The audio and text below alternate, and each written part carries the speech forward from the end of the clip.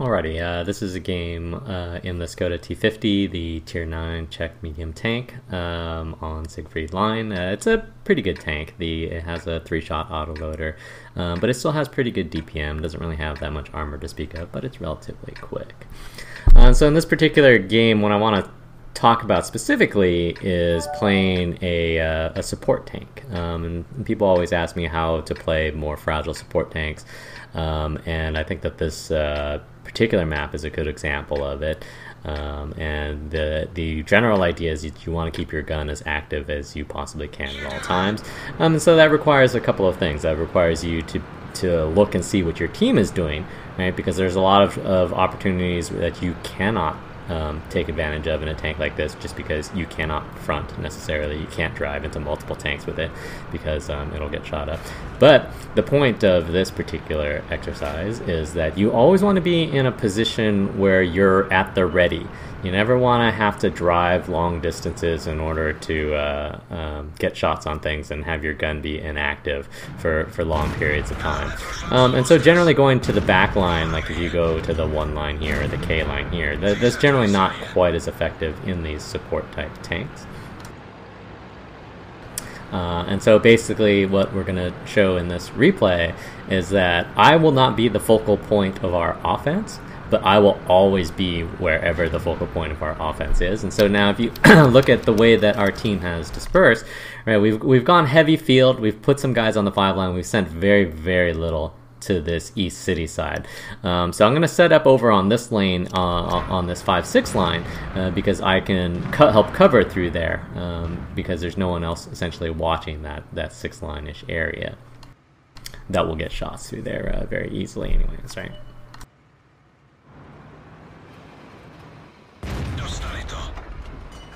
It's a trap!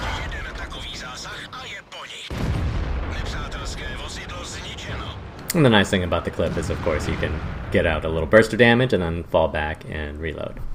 And see how we're moving up this north side now. So we're starting to get a flank on, or we're starting to move far enough up that these guys are going to start to be vulnerable on the backside of this E5-6 area.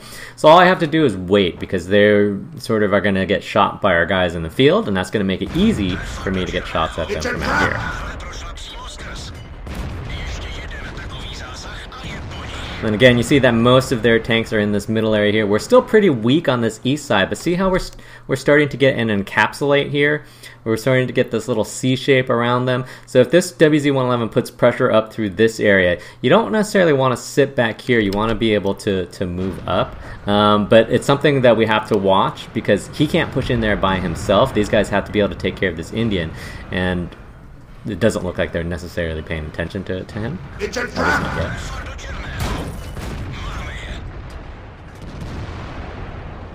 And so you'll see they're pushing around this outside here, but we've already got map control, right? We've got map control over 3/4 of the map. And so see how this concave is right here? So I want to move up into this when I can.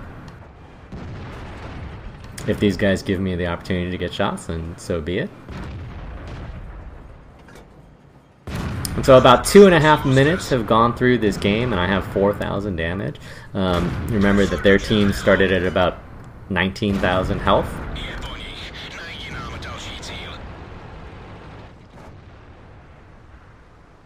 And so we still have this going over here, but see how this WZ-111 is starting to become vulnerable? See how he's getting flanked by 2 T-28s? We want to be able to prevent that if we can.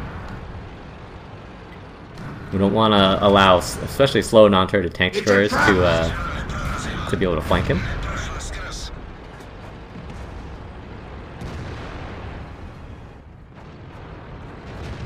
He's pushed into that side, so he's fine where he's at now. See how we're sort of still clearing up this field here?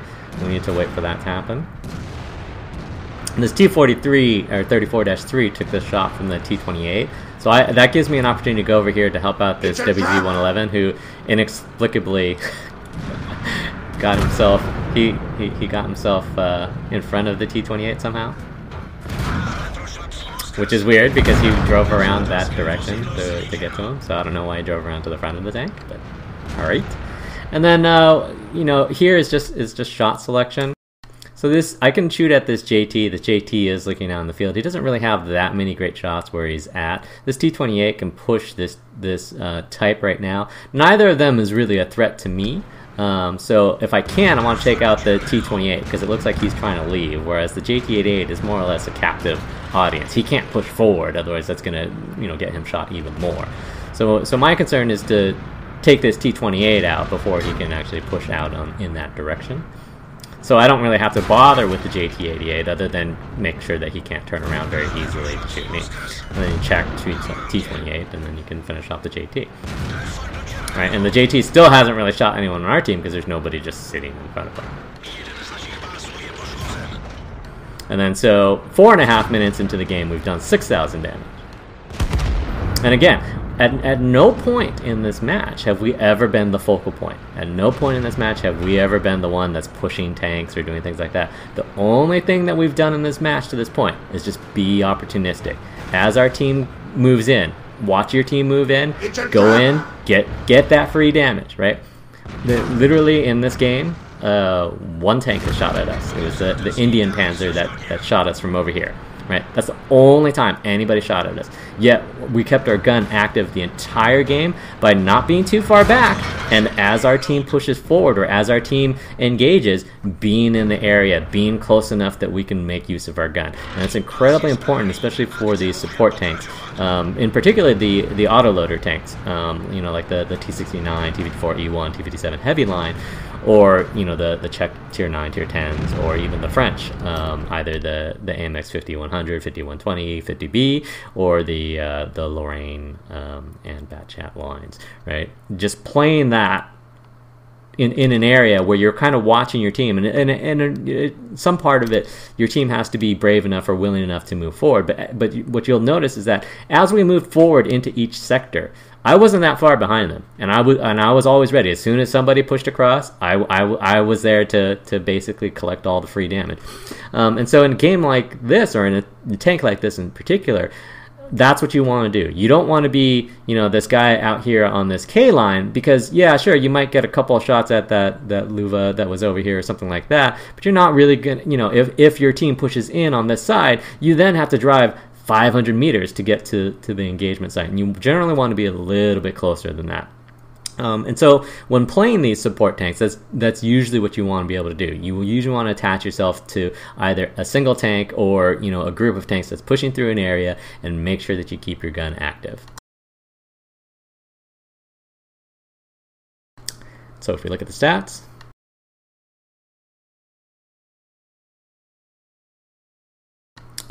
and so again, this was a rather short game, right? So it was 5.5 minutes, although the game was over probably in 4 minutes or so. But you'll notice that we got significantly more damage than anyone on our team. Not just because it's a good tank. It's a good tank, but it's not that good. But the reason why we got more damage than anyone else is because we were always on the edge of wherever our team was pushing. And even despite the fact that we didn't get shot at, right? We got shot at a grand total of 2 times, one by that Indian or whatever it was at the end, and one by that Indian at the beginning. I think it was the Moots at the end and the Indian at the beginning. Right, so it wasn't like we were drawing a lot of fire or anything like that. We didn't have to be brave at all, really. The only thing that we had to do was be close enough to where we could collect the free damage. And when I talk about that in the stream, that's really what I'm talking about. Is that, again, I don't need you to be brave in every single game. If your team is willing to move, push forward, and do things, then hey, that's great. But you got to be there to take advantage of it, right? And even in a short game like this, that's it was 5.5 minutes till the very end. They started with like 19,000 health. We did about a third of the entire amount of damage to their team. A third of their health was taken by a single tank in 5 minutes. And so when you think of it that way, if you can get yourself in positions where you can keep your gun active, that's what's going to happen. Anyhow, so yeah, that's about it about playing these support tanks. And just remember that just because you can snipe doesn't necessarily mean that sniping is the best choice.